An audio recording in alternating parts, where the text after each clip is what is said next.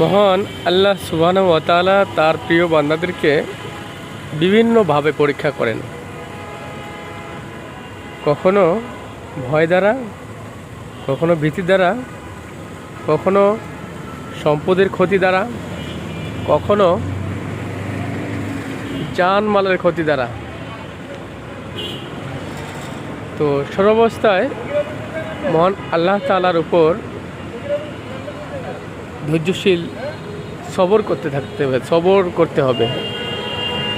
মহান আল্লাহ সুবহানাহু ওয়া তাআলা নিশ্চয়ই ধৈর্যশীল ব্যক্তিকে পছন্দ করেন।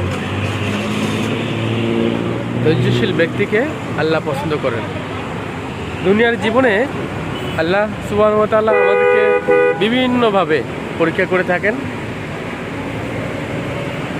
তো আমরা সর্বাবস্থায় আল্লাহর উপর তাওয়াক্কুল করে আমরা সর্বদা তারই উপর ভরসা করে দিনাতিপাত করব।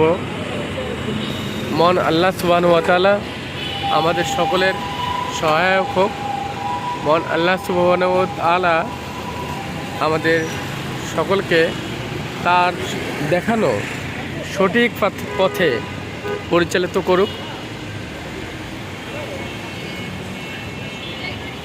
আল্লাহুম্মা আমিন।